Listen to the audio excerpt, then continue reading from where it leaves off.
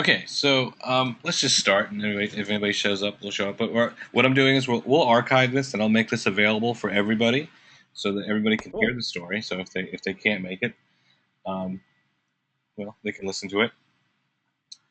So tell us. I'm just a little curious about uh, your life post graduation. You have your MFA degree. Mhm. I'm a little interested in you ended up making the move out to LA. You've landed a job as working for a production company as a script reader. Yeah. Tell us how you got that far. Well, when I graduated afterwards, I'm sure a lot of us have that sense where it's like, okay, we have something written, we're good to go, give me money. And it's a lot more work. And I have heard that they've changed the focus a little bit. But when I was going through the program, it was all about the writing, and then there's that one last little class that's kind of about the business. And so, I just kind of continued on writing stuff with the assumption that I could sell it from there. And you find out, it's just like, and I know it's going to be discouraging to some people. If you want to write in features or TV, there is a sense of kind of entitlement where you live here and you're part of the business, or you're nothing. It's like, we don't want to really see you. They say they want these unique voices, but only if you bring the voice here, and you're willing to go meet with them face to face. And where were Or you? Where was here for you? Where were you originally located? I'm originally from like a small town called Cheney, Washington, just outside of Spokane, spelled the same way as like the ex-vice president. But it's less than 10,000 people. Until I was, gosh, until like 1997, they only had one street light. So it tells you kind of the size from where I'm from. And, it gave me a unique perspective on things because my dad is very much the old farmhand kind of guy. My mom's a valley girl. I always tell people it's like, and this is one of the jokes I use to kind of break the ice when these with these pitches, is I tell them I'm a half redneck, and the fact that I'm there at all is just amazing. And so, and what was where did you go for your undergraduate degree, and what is your undergraduate degree in? My undergraduate degree is also in writing. It's from University of Washington, over just outside of Seattle. Okay. I moved over there for a few years, and then moved back. Mostly, I got homesick. I didn't much care for the Seattle area, and there wasn't a lot going on for a writer over there. At least at the time, they've changed the way that a lot of that stuff goes. If you're just looking for a writing job, copywriting, technical writing are much bigger industries there. So was the interest going into the MFA program and graduating from the interest has always been to be a screenwriter for you? Um, actually, when I first signed up for it, I honestly thought I was going to be working on books. I mean, that's my own, squirreliness, just not doing my research. When I got into it, though, I found that I really loved and found that the style of writing really fit what I did, because I've always been, I thought a pretty good writer, and sometimes I'd be accused of being like almost too simplistic in the way I described things. And in screenplay writing, that white space is a good thing. So, it was just like the missing piece for me in my overall writing development. How many scripts did you write in school? How many, how many scripts do you have at this time? Right now, I have two finished, and that includes my thesis. I've got three kids, so sometimes getting them done and polished is kind of a trick. I've got two more that I'm working on right now. The first one was for the thesis was a TV show. I'm still working on a better title and stuff. I ended up calling it Dead Men, but it's about a group of guys that basically hole up in this old middle school that they closed down just because it's a cool looking building, and they end up developing a time machine. And because they're all seen as losers, they all feel like they have something to prove. So, what can you do with time travel? They figure, maybe we can go back in time and save some people from just these awful fates, and transplant them somewhere else. They don't still have to change the timeline really, but feel like you're doing something good. And so, like, the first episode was set like in during the Salem witch trials, where they rescue a hanging victim and just take her off.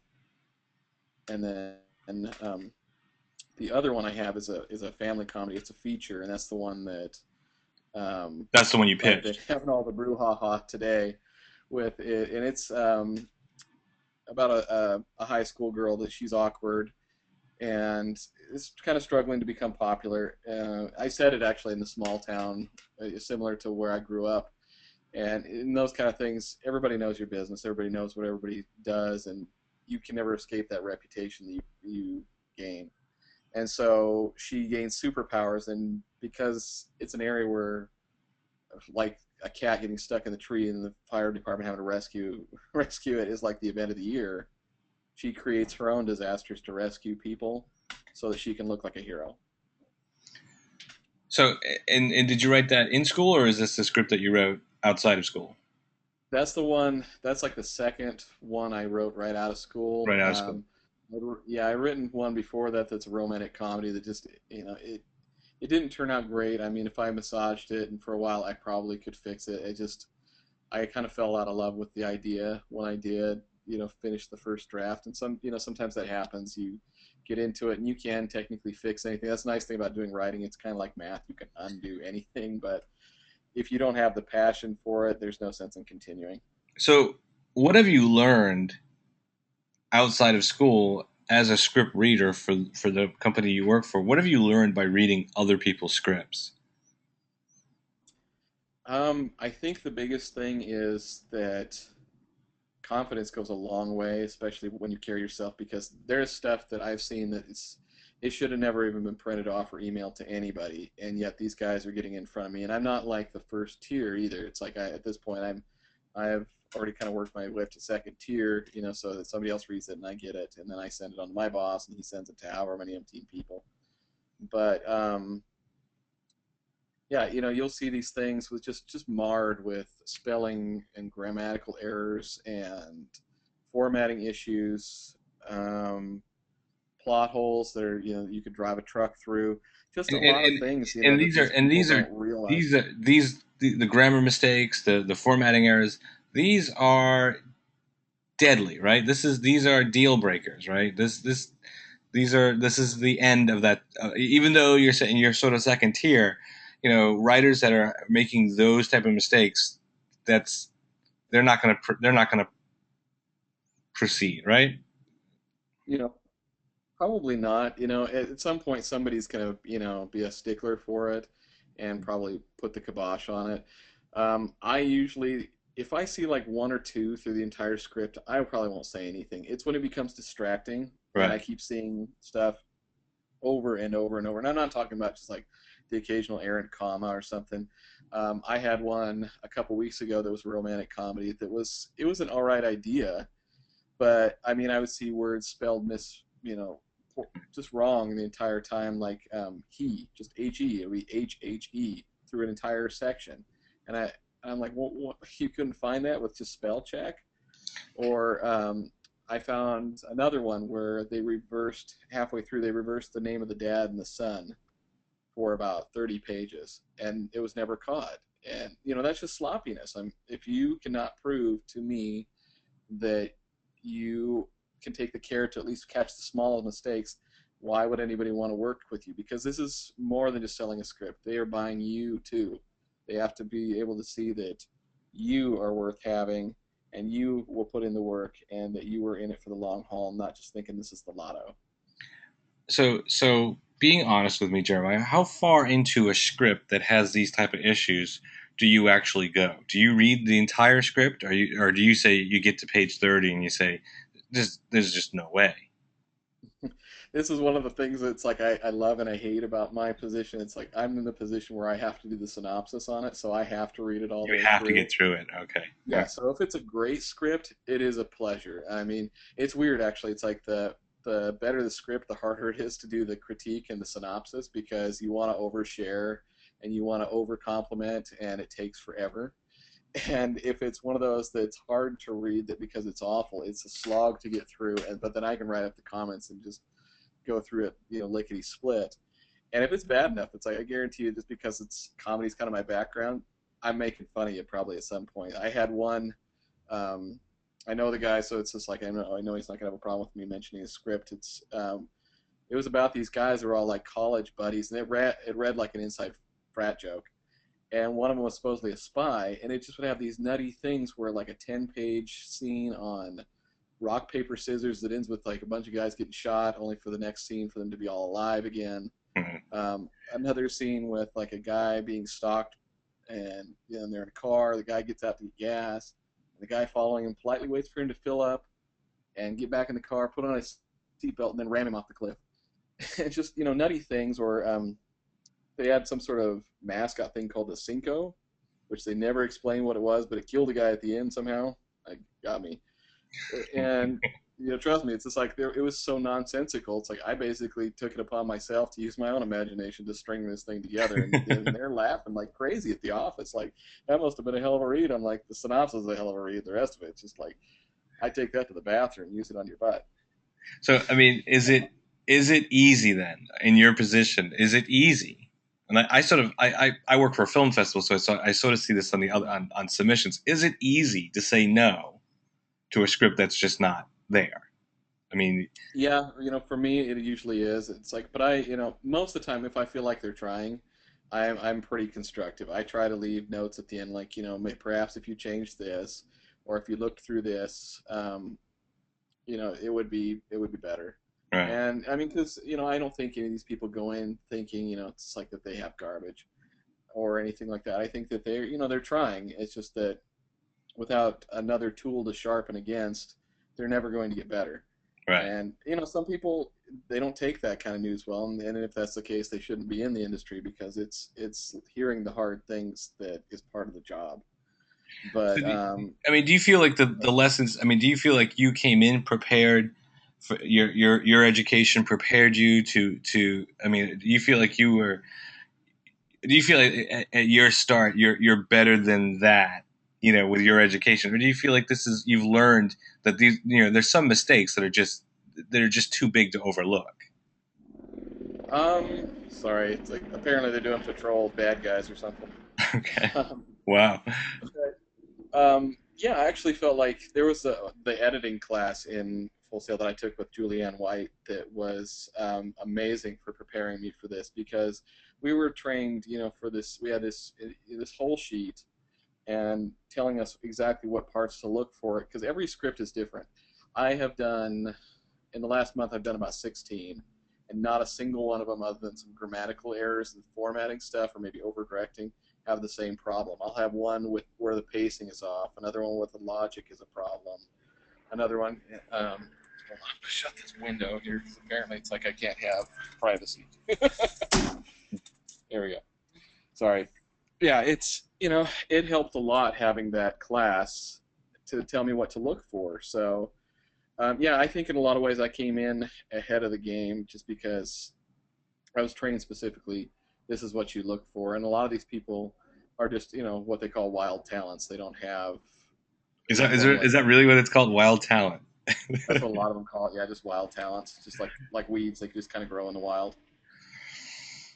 So Because what there's a percentage? I mean, so what percent? If you could just and we'll move on. But what percentage of the scripts that are you reading that do you feel are worthy of going to the next level?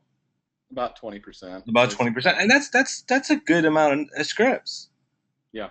Yeah. Yeah, and afterwards, it's mostly due to the market and other factors attached to it that will decide whether or not it gets any further.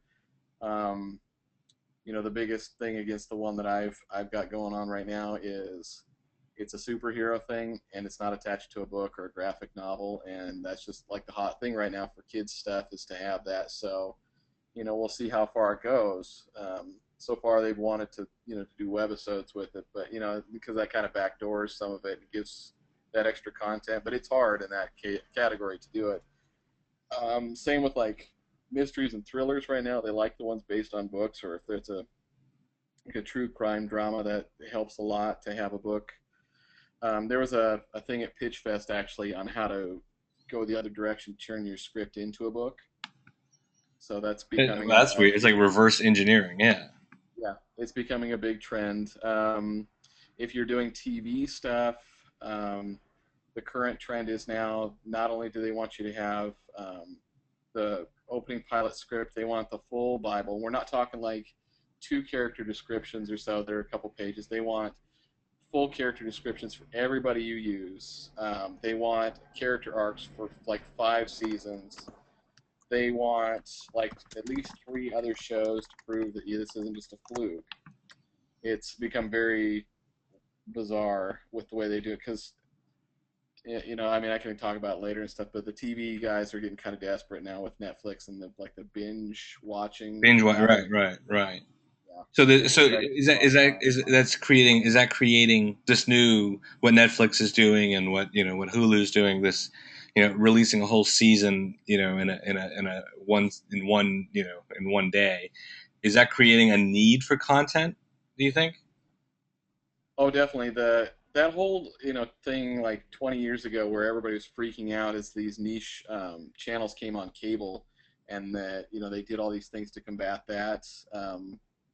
This is the new freak out moment for them. Is Hulu and Netflix and the internet and binge watchers picking up on these series and then just going to town on them because they're not making as much money on these, and also because they already exist, or Netflix can snap up something and give it all to them at once, and they can enjoy it at their leisure. Right. And whereas now it's like TV, you still got to tune in, every week to catch it, and people, they just have shorter attention spans or something, and they'd rather just watch it all at one Well, time. And that's one of the things we were talking about was like the following with Kevin Bacon is that's going to be a trend where they pay a ton of money to get like a really big star, and then they sign him for one season, and it's like, and I don't know if you watched that or not. It's like I'll tell you, spoiler. It's just that at the end he was stabbed so that they could bring him back or not, depending on how much money he wanted. But from what I heard, it's probably not going to happen because the amount that he's asking for a second season is just astronomical. right. Hmm.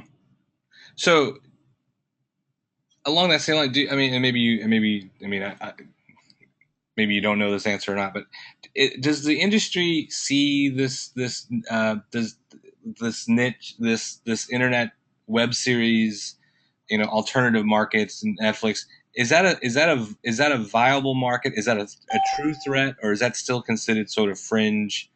Is that still sort of out there? They're taken a lot more seriously than they used to. There was actually a couple different panels, and everybody's really excited about it. When you can start getting like the positive comments about like a new medium or genre or type of script, they've started to kind of accept it, and they've basically found ways to monetize it. Monetize, right? And yeah, they were talking about how cool it is and stuff. And one of the reasons that they would like having these show bibles, whether it goes to the internet or not, is because as soon as somebody finishes an episode, the first thing they do is run onto the internet, to Facebook, to the fan page or something like that, because they want to know more about these characters. And so they're these used to be a big secret, these show bibles, and now it's like they're used to disseminate and dissect and It's sort of give become this away. whole. I'm going to use this killer word, this transmedia thing, right? It's sort of this Oh yeah, multiple, transmedia is the word du jour at Pitchfest. and really what that means is just multiple screens, right? I mean, this is something that Yep, you can go. I three mean, you can screens. watch this on your television, or you can go to your computer, or you can pull it up on your as an app on your phone. I mean, these are Yep. multiple, but it's multiple content, right? Also, you can get new information off the website than that, right? You can from the Bible, maybe from the story Yep. Bible. So this sort of exciting. It's sort of an exciting world out there for writers right now, for content creators right now.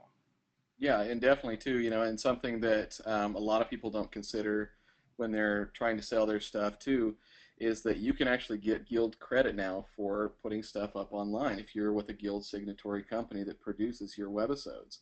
So you can, I think it's like 1 credit per 5 minute short or something like that. Wow. So you think about, it's like you have to have 24 credits to do that.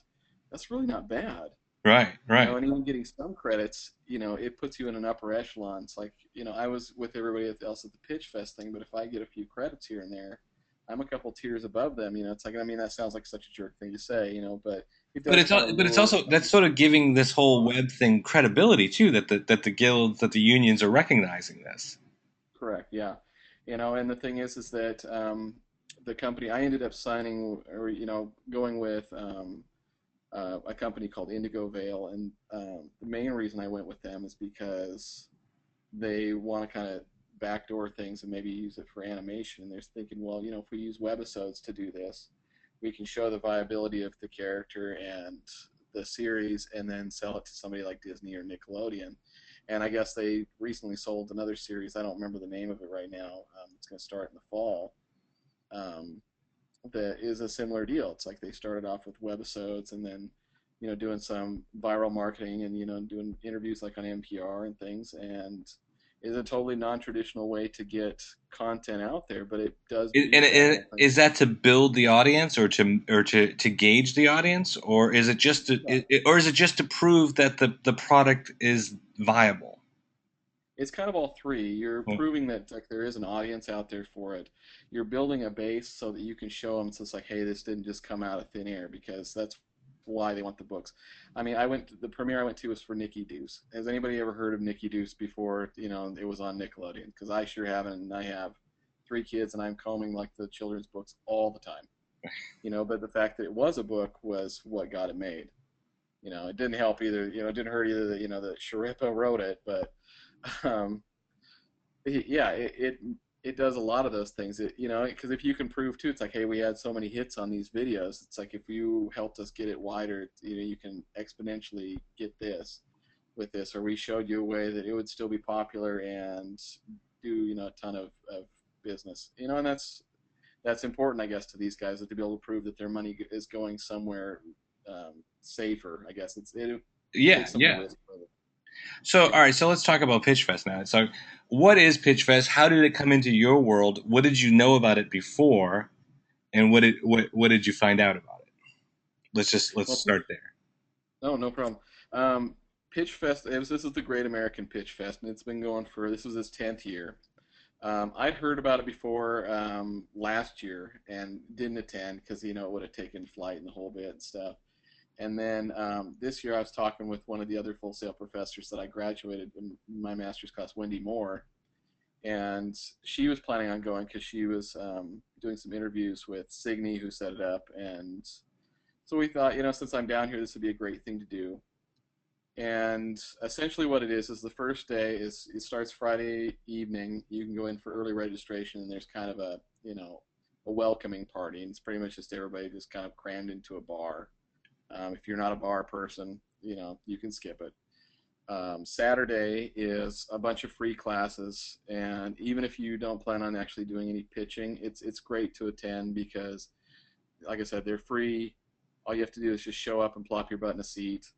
And I met people. I met Mick Garris, who directed like Shining in the Stand. I forgetting some of the names. I met like Tom Holland, who wrote the original Fright Night. The guy that did RoboCop. Shane Black was probably the biggest guy there, who did Iron Man 3 and Lethal Weapon and all these things. And he was, fantastic for giving advice. And then they were talking to all of us afterwards. So you actually had access to these speakers. Yep. Wow. Yeah, exactly. And then they had a few, pay things and stuff, to if you wanted to take like a master's level class on, creating certain things and stuff, you could do that. They had a class on just doing log lines. They had a class that was free on just pitching yourself at the end of the day that I took, and it actually helped me the next day for the pitch stuff quite a bit. Now you posted a Um, video. You posted something pitching for the room, or you posted a YouTube video on yeah. one of the. Does that had something to do with this? It did. It had something to do with a little bit with my style. That was Stephanie Palmer. Let me look up the name of the lady and stuff here. I have it. And The I've got the web page, of course, pulled up here. The Great American Pitch Fest. I mean, this is something that their event is once a year. Yeah, Actually, they do it. They actually do it on both coasts, though. I believe. I think maybe it's twice. Maybe and they they. do it in UK, Canada too. Yeah. Okay. So they do it several times. So Yeah, it's several times a year, it's but good. also all year round. They sort of have classes, or they're doing.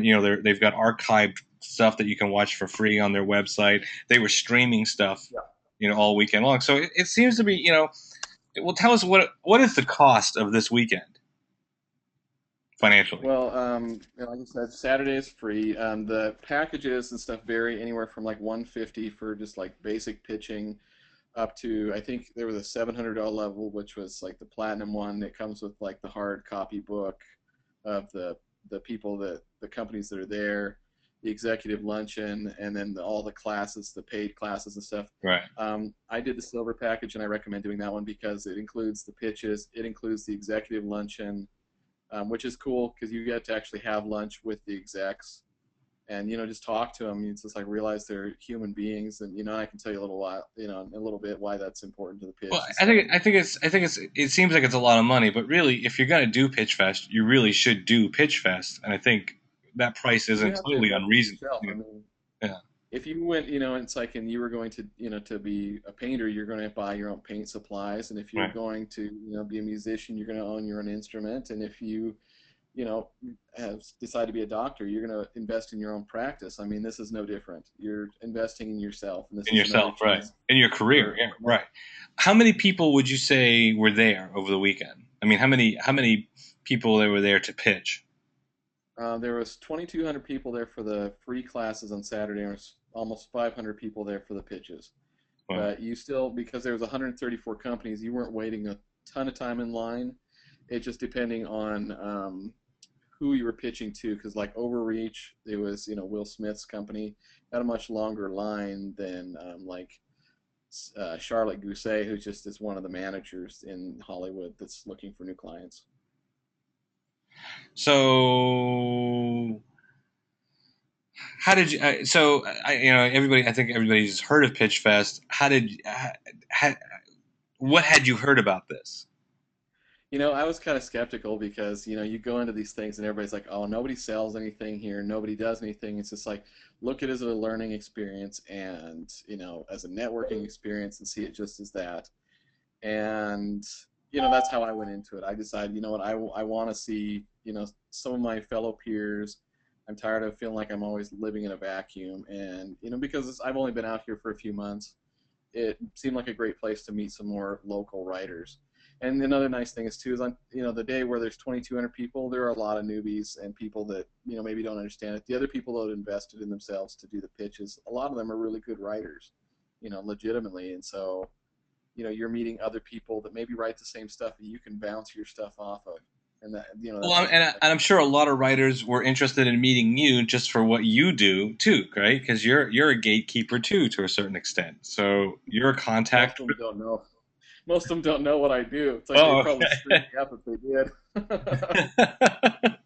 okay. Well, that was. I guess that was smart on your part to.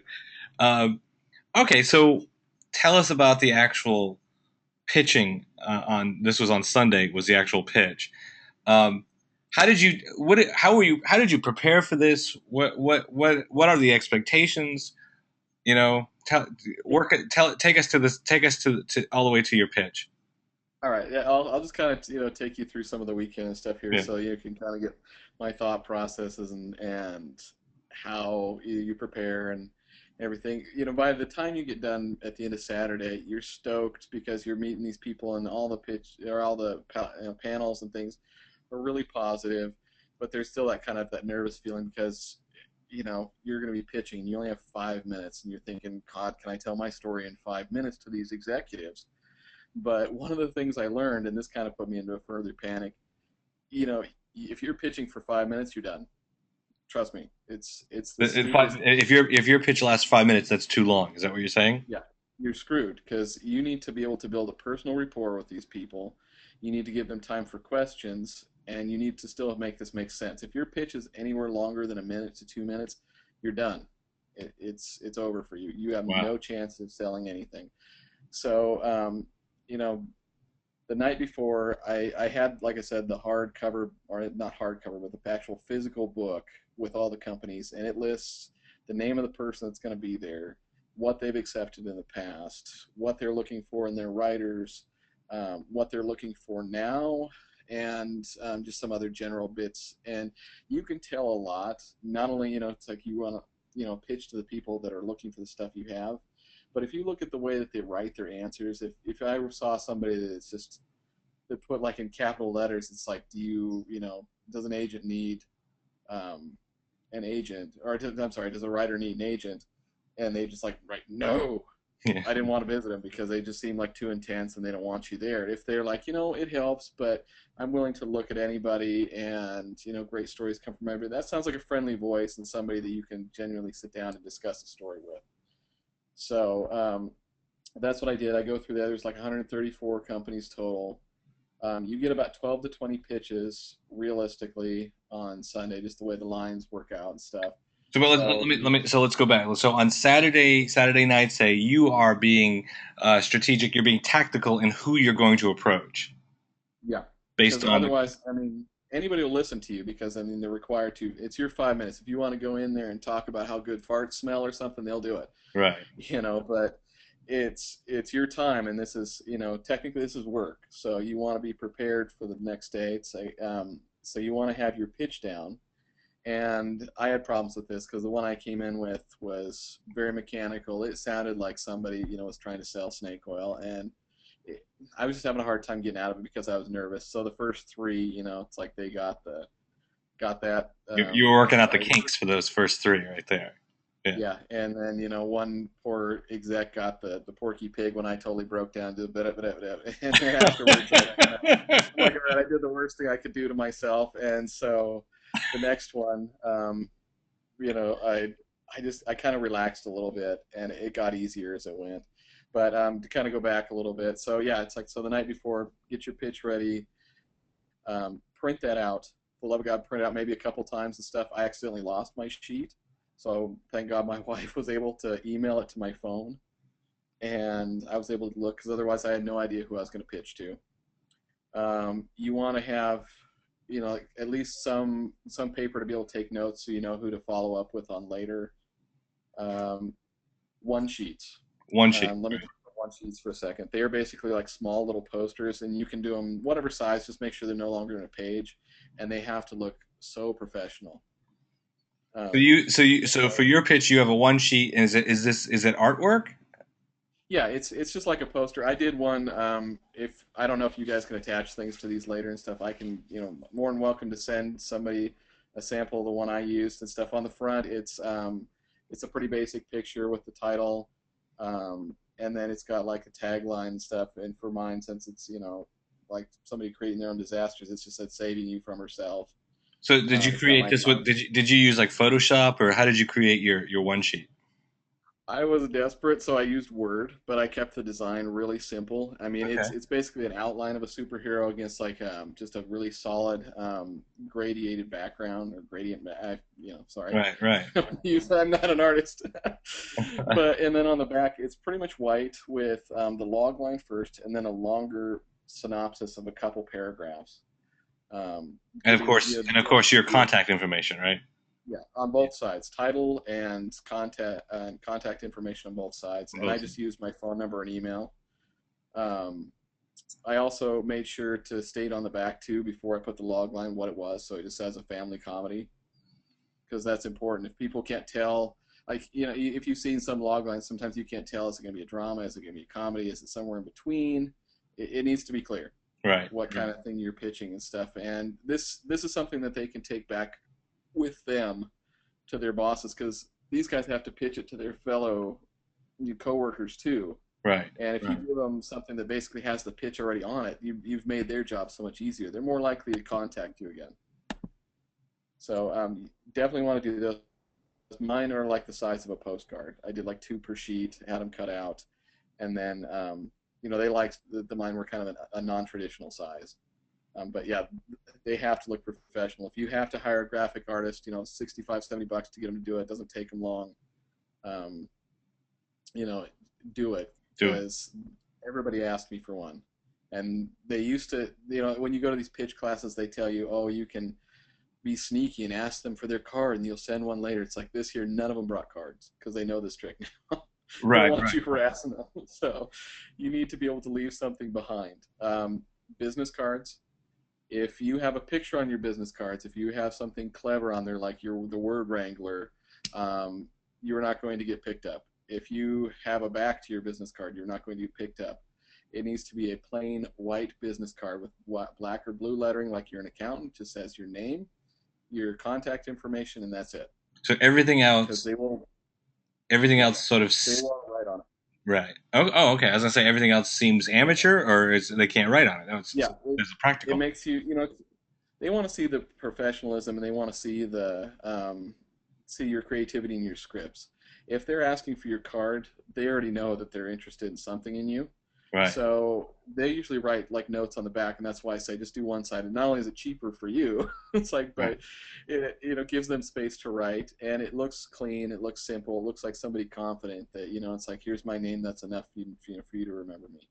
Great. So I mean, all the you're professional giving us people, gold here, Jeremiah. This is fantastic information. All right. we were digging deep. It's like to get this stuff right. So let me think if there's anything else you need to take other than just the basic pen, stuff like that. Well, how are Dress. you dressed for this event? Yeah, that's what I was gonna say. It's like for dressed. Um, if you look on their site, they say business casual with khakis and all that stuff. I actually wore the exact same thing that's in my picture there. It's like for those of you who've seen it, it's me wearing jeans, a t-shirt, and a sports jacket. You look like I every actually other guy in LA, right? You look like every writer in LA. exactly.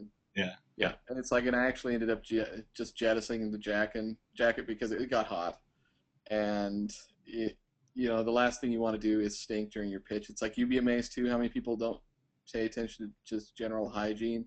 That will also get you, basically thrown out. Don't, put something under your pits. It's common sense. Great But advice. Great advice. Right. I had some guy that was in front of me a couple times that was wearing this gorgeous suit, and he had like the full suitcase with, he had equipment to set up for a trailer and everything like that. Stinked like bo, like I've never smelled in my life, just like the breeze from a landfill. Wow. And people couldn't stand. They were actually talking about him in the executive lunch. The execs were talking about him, and that's not something you Right. want, not at least in that This is not. context. That's not the attention he wanted. Right. Right. No.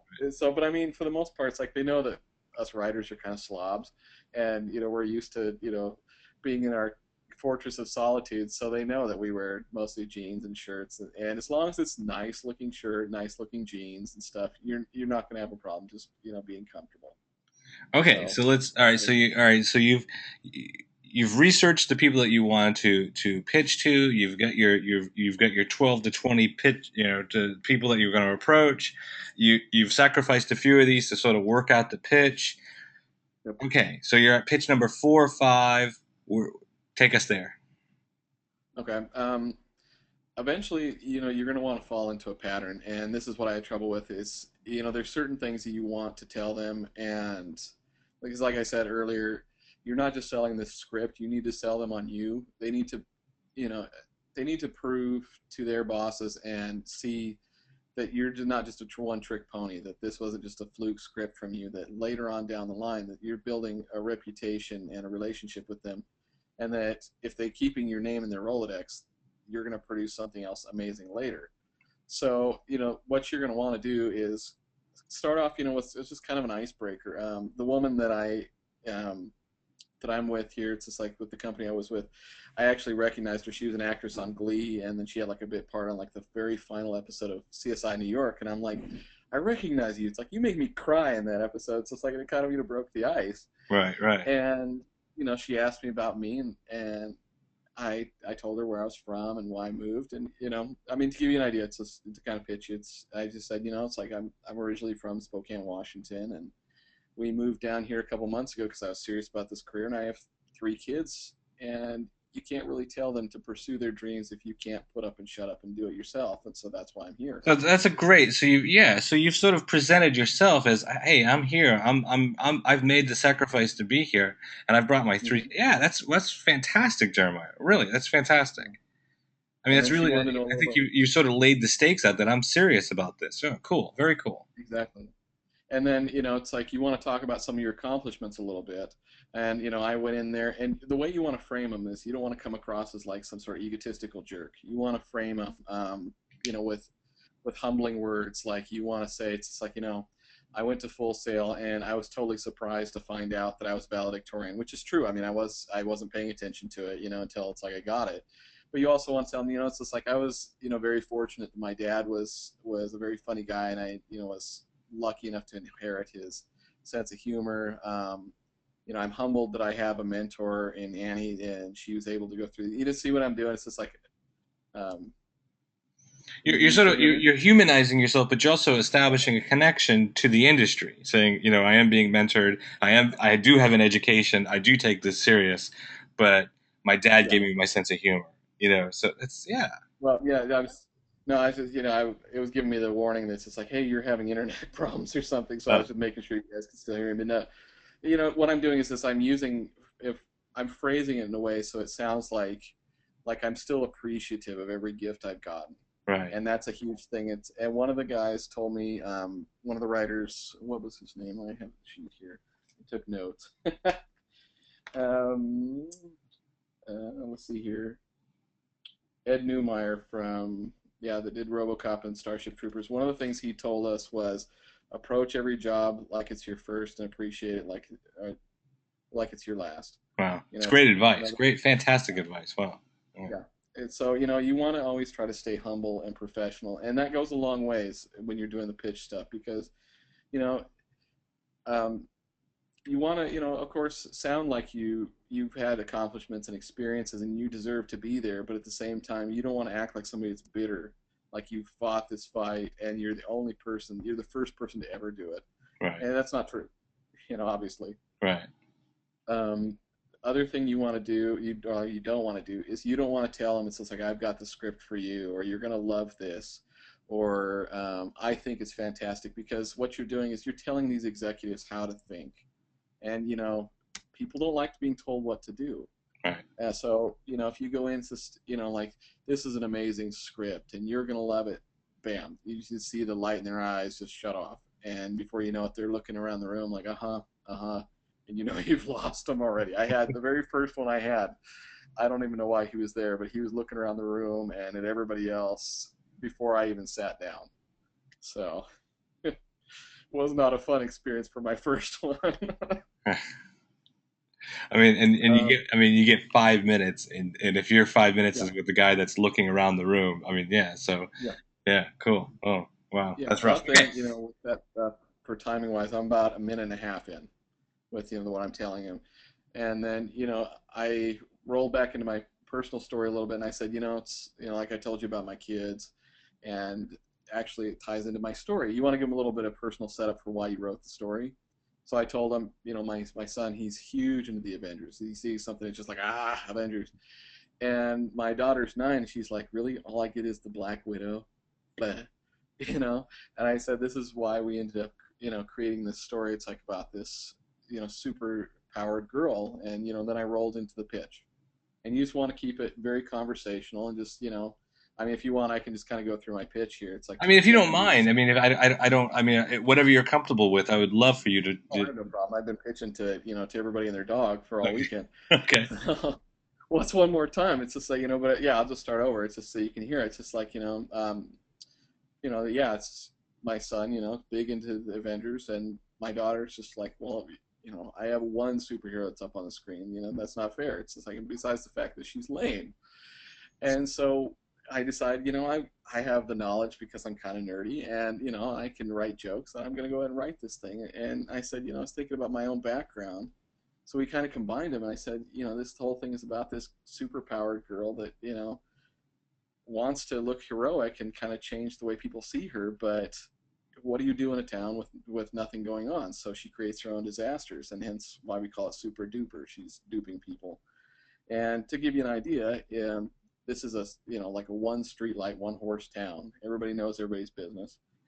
And so one night, after embarrassing herself in front of a couple of her friends, she's walking home and she finds this stone that falls out of the sky, and it gives her all these awesome superpowers. We're talking like super strength, super speed, pretty much everything except for like farting lightning, which is nobody wants like super diarrhea or anything. It's not cool. So she thinks to herself, what can I do with this? It's I love comic books. Maybe I can recreate myself with a mask and a cape, and everybody has to respect a hero. But how can you be heroic when you're in a town where maybe like a grass fire is the big thing that goes on ever? And she thinks, the only option I have to make these people think I'm a champion is to create my own disasters, which turns out to be another entire disaster in and of itself. She does things like she's fighting a car, or like taking on a windmill, releases a bear into the school because everybody wants to see a bear wrestle a superhero, and of course that goes terrible. And in the chaos, one of her friends figures out who she really is, and he thinks, I should have the stone for myself. So he tries to take it. They fight and they break the damn thing. And about that time too, it's like Big Mama Meteor that this thing broke off of is coming to town to squash everybody. Only thing they have left is the hope that she can fix this thing, and she does kind of, but it's fractured now. So she can be killed if she takes it on because it's not at full power. She decides, it's like I've enjoyed the idea of calling myself a hero, but my friends and family depend on me this time. It's like if I really want to be a hero, I have to do it. So she kind of stuffs her around like a chipmunk and puts up both, so she can put up both her dukes, and she rams this thing full gas. Boom, rocks everywhere. She barely survives the impact coming back down, but everybody's really appreciative, and they're applauding her for actually being a hero and for seeing her in a new light. And she's thinking, from the way she's getting the reactions, everybody really appreciated me already. It's just like it was me that didn't appreciate me. It's like I should have realized that sooner. And so, the idea of what this is about is being comfortable in your own skin. So, Right, right, and right. that's kind of my pitch. It's like after that, That's beautiful. you That's got any questions? wonderful. I'm so moved by this pitch. It's like, and it's sort of like the Oz never gave what Oz gave the yeah. Tom Lucas is clapping. Yeah, it's like it's the Wizard of Oz. It's just this. It was there all along. Oh, what a great story. Yeah. So what's the all Well, right? So you pitched it. So go ahead. what's the response? So at this point, it depends on the person, and there's a huge variation of personalities. I had one guy that he was sure he wasn't going to like, and by the end, he's about clapping because it's like the greatest American hero, that old TV show. And he's Yeah. like, I was such a fan of that, and we haven't seen it forever, and he, wanted to see the script, so I sent it to him. I had one person, he's just like, I'm sorry, it's not for us because again, there's no book attached to it, but it's a cool story. I heard the word high concept a lot, which if for the students out there that's like are wondering, it's like, is my thing high concept? Basically, what high concept is like snakes on a plane is considered high concept. So Right. high concept equals low brow. The easier it is to sell on the side of a bus, the more high concept it is. Right. And if you ask the people at Pitchfest, the execs and other things, it's really rare to get a high concept idea, and that's what will set a lot of people apart if they really want to go and be successful and get some script reads. Is to have something high concept. I saw a ton of people that were selling like their own life story, and they'd come in with like pictures of themselves and comparing themselves to actors and things. I mean, just Oh, stupid ideas, yeah. and it's not something that's going to sell a lot of tickets, so they're going to pass. You So know? high concept at a pitch fest is probably one of the highest compliments you can get hmm because Yeah, to be able to say it's like high concept means that that it could translate to anybody, and something sometimes it's just you have an idea too, like I said, from the research what they're looking for. Sometimes you don't. It's like there was one guy that had said on there he was looking for just Chinese content, and he had no line, and I was kind of done with the day, so I decided, I'm gonna go visit him anyways. I want to find out what they're looking for. And he's like, I don't know why they put that down there. He's like, I wasn't looking for Chinese content at all. And so, when you do get there, sometimes, it's nice to ask around the other people that have pitched, and, when you're in line there, you have a few minutes and find out if the information you have is accurate. so if you succeed in the pitch, if they like the pitch, they're asking for the script. Is that the next? Is that the next? Sometimes, a lot of they all, like I said, they always ask for the one sheet. Um, I would still recommend closing the sale and say it's just like I can send it for you. You don't want to ask. I guess you don't want to ask exactly. Right. Can I send you the script? You're giving them a chance to say no. You want to do the old sales pitch thing and say I can send you the script and tell them what you can do for them rather than giving them the option to say no. Right. Right. It seems to work. So yeah, I would recommend. But I mean, are they You know, asking? Are they asking for the script? I mean, are they? yeah, Could you go in with I have. no? Could you go in with just a one sheet and no script? Yeah, I had a few that didn't want, me to send them a script. They would write me and ask me for it if they decided they wanted it later. Hmm. I had a few though, it's just, that decided, yeah, it's like go ahead and send me the script, and they gave me an email address to send it to. So it just depends on the person that's doing it and their process, and how well you did in the pitch. So let's talk about the company that was most impressed. You said Indie. What's it called? Indigo Vale. Indigo. It's a Okay, packaging so company. they're very, very, very interested, right? In this Yeah, that product. was a weird story actually. It's so they were like pitch 4 or 5. I guess 5. I said 4 last night. I guess it was actually 5 because I forgot. I was trying to put the mortal shame of the one I screwed up and out of my mind. But yeah, I went to her table, and it was, like I said, the one actress that I recognized, and then she was sitting there with, I want to say it was her assistant, but I don't remember what exactly she did for the company. And so I was pitching to both of them, and eye contact between both is key, um, because I didn't know exactly who was making the decision. And I'm, doing all my pitches. 12:45 rolls around for lunch, and I sit down for the executive thing. When she comes into the room, she's like, "Hey, Jeremiah, it's like we need to talk afterwards. Just see me or call me or something when this is all done."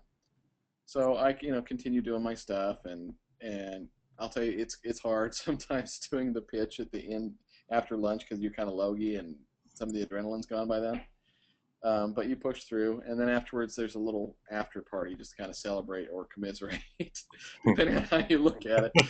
And I found her there, and she sat me down. She's like, I I probably should just option this script. She's like, but I want it. She's like, I love the concept. I love your personal story. She's like, I want to work with you. I don't know exactly how we're gonna make it work. She's like, maybe some webisodes. Maybe we'll try animation. She's like, maybe we'll try to do it as it is. Maybe we'll try a pilot as a serial. She's like, I don't know. I just know that it needs to happen. And I felt like they were genuine and sincere. And for me, I've I interned a long time ago back in the book industry, and one of the things that they always told us is that if you're new, try to find somebody new in like the agencies and in the editing and stuff, To because come those are the up with, people you right, know. right, Exactly. And so I felt like they were hungry, and they were about the same age, and they're trying to come up through the business too. right, Everybody'd be surprised. It's like I ended up sitting next to the CW execs from for lunch, and one guy was 26 and the other guy was 33. right. So they're not exactly like Well, I mean, fossils. I think the And average age of the exec in LA is 27. I mean, yeah, that's I met one. She was 22, and she was a hard ass. yeah, Whoa, for William Morris. Whew, yeah. I'm pretty sure I bombed that one because I forgot to tell you about this in the pitch stuff. Let me go back. Trick questions. You'll get trick questions. A lot of them. They'll ask you things like, the one I screwed up is she had a tremendous line. I'll explain the line thing in a little bit too here. Um, but I go in there and I sit down and I just try to break the ice. I'm like, wow, it's like you're popular today. You have a heck of a line out there. She looks at me just like a little pixie, and she's like, oh, why do you think that is? And I was just like, you must be really good at your job. And then I thought about it later. I'm like, oh, and she was asking me. It's like if I knew anything about William Morris, and I didn't.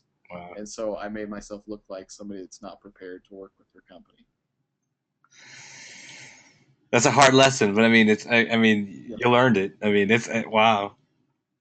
Yeah. They'll ask you sometimes too. It's like, how long did it take to write the script? And I heard a guy say, oh, a month. If you're cranking out a new script, from start to finish, edits and everything in a month, they don't want you Hmm. because that means you're not taking the time. Correct answer is about a year to 2 years, considering all the time you take for editing and all that stuff, just, for FYI. Right. Then there's other ones like they'll ask you, what do you think the budget is on this? If you answer with anything except for I don't know, what do you think it is? Then you're screwed because that's the exec's job is to decide where to Right. go. That's not the writer's job to determine the budget. Right. Yeah, like I said, they try to trip you up as much as they can, and I couldn't even begin to log all the questions that they'll try to use, but pretty much guess it's almost every trick question is to drag something out of you that you do not want to give up. So heads up. So be on your game. All right. So Yeah, let me ask you. So personally, though, Jeremiah, here you are. You've got it. You did the pitch thing. You did the pitch fest. It seems like it seems like you landed something here. We don't know yet. It's yeah. too soon to tell, but maybe over the next couple of weeks, months, you're going to find out more. Maybe with a letter of intent, maybe with a contract. Who knows? do you at Yeah. this point start talking to agents? I've had one actually reach out to me this morning, kind of, tentatively and stuff. He heard about the idea and was saying that there's some excitement, but agents are very hard. The execs will come across as a little more human depending on which one. Same with and then the managers are always like really nurturing because that's their job is to help like develop your stories and everything. Some people need that, some people don't. But agents, it's all about the trail of money and whether or not they can sell it. And of course, his biggest concern again is there's no book. Why didn't you write a book? The hell's wrong with you? Why you don't have a book? So he's going to take a look at it, wants to see why everybody's interested. But yeah, it's been a little crazy today because these guys at Pitchfest there tweeted that I got it optioned, and I didn't officially get it optioned. Right. It's somewhere in between an option and a production deal. We just haven't figured out the paperwork yet and stuff. But since they put that up there, it's like a couple other companies that have my one sheet are like, oh, well, I I mean, see. that's got to, yeah. I mean, that's got to make you look more appealing to these people that have Yeah, your one sheet right now. That, yeah. yeah, Well, and also too, it's like I found out this morning too. It's like that nobody has ever gotten any sort of offer at the table like that. It's like they asked for a read, and then it's led to an option later, but nobody's ever actually got anything at the table in the 10 years that they've done it. So way to go full sale, kind of representing there. I I'm mean, setting the bar for everybody there. hey, I'm gonna say this: a way to go, Jeremiah. You pulled this all together. You pulled the pieces together here. I mean, you brought your Well, you know, education, you brought your game, you brought your knowledge, you brought your story. You really pulled it together here, and you delivered when you had to deliver, and well, that's what. thanks. I mean, and it, I don't ever like trying to sound like somebody's just total braggart and stuff because nobody likes those people. I mean, I've had a lot of help with other students, and I'll tell you one of the best things about Pitch Fest is the same thing that I liked about Full Sail is I met so many good writers, and you need to keep in touch with those people. I keep in touch with at least half of my class, and we were a class of 23, and they read my stuff, and I read them, and people need to realize that networking is a dirty word. You need to connect with people, and so networking is like, what can people do for me? Right. And if you're looking at it that way, you're never going to get anywhere. It's like connecting those. What can I do for them? And that if everybody sees it that way, everybody you keep in your group, you're going to get a lot further because they're pulling each other up the ladder as they go. Because it's just a matter of time. It's before one of I you mean, actually I'm gets. a big believer. I don't know. I mean, you're on my Facebook page, the VTW Facebook. I'm a big believer in building community, and I believe that Yeah, that's what this is. We're talking about a community, not a network, a community, and it's yeah. I'm totally on the same page. What you're talking yeah. about. And I Um, guarantee it's like for the people that are here too, it's just like that, that do know me. I I get lots of requests to read scripts and stuff, and I actually will watch what people do. If I see, like you're on Facebook on like one of the groups and you're commenting on other people's things and being helpful, and reading the articles that are posted or, offering encouragement, I will probably do it because I see you're reciprocating. If I see you just putting up, like, here's a link to my blog, I want to know what you think, and then you never interact with anybody, you will not get my help because you're being selfish and you're trying to use people. right. So, that's a lot of it. Yeah. I mean, it's funny because it's like you're taking this sort of you're taking the Jeremiah from home, the son of the son of the Some of the soil. Yeah. right, and it's you that hasn't left you. LA hasn't, you're not corrupted by the industry. You're still who you are, and you're trying to do business the way with your integrity intact. And I've got nothing but respect for that. And I Well, hope thanks. I truly hope all the. I mean, I'm wishing you the best success. But I mean, this is just one. This is one stepping stone, and I think that what will be a career of many, Jeremiah. I think this is just Yeah. one of many, and I think this is a great I think that's opportunity. And I think but I think this is one of many. I think that you will make these opportunities for yourself. Next year you'll have made 10 of these opportunities, I believe. So I think you that never know. I mean, yeah, the goal though I think ultimately is to make more opportunities for all of us because I mean I do know some incredibly talented people that just are, it's not feasible for them to move to LA. It's like without something a little firmer or maybe they're not quite as good at the networking stuff. I'm not particularly great at networking. Wendy helped me a lot, kind of get over some of my jitters with meeting some of these people because she already knew some of them. and that was very kind of her, and I really appreciate it. I'll always appreciate it because it helps a lot. And we all have strengths and weaknesses, and that's why it's so important to kind of band together in doing this stuff because I know people that are I'm a good comedy writer, but I'm not great with dark comedy. And I know people that, hey, I'm looking for that. I can be like, I know this person and they're fantastic at it, and extend that olive branch to them and let them run with it. And maybe they'll, go on further and see an opportunity for me. And that's what it's about. It's like, you want to build as many contacts and true friendships as you can.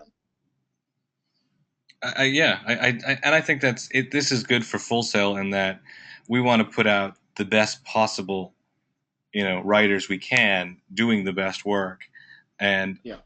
so that this is really, this is a game changer, I think, for us. And I hope, next year we can have more, I hope that we have a presence at both the screenwriting conference and Pitchfest, and we can, and I hope that, Jeremiah, you can meet the next group of writers that are going to be at Pitchfest next year, that we can always be involved in that in some way, Oh, definitely. so Yeah, that. and I'm pretty approachable. It's like, if somebody thinks, it's like that I can help them, that's great.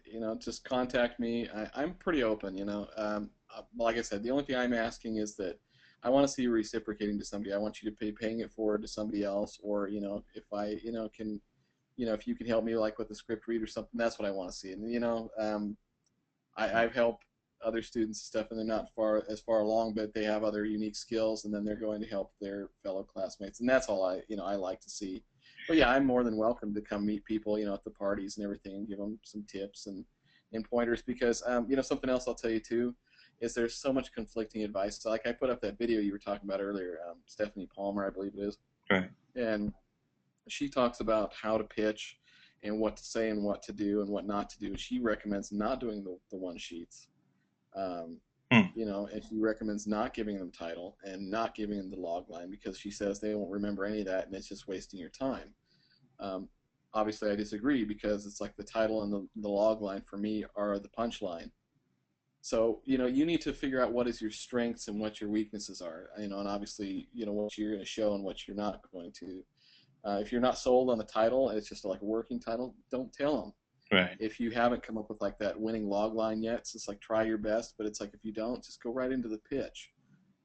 If you can't come up with a one sheet that looks professional and looks like you created, like a crime against, stick figures, leave it at home.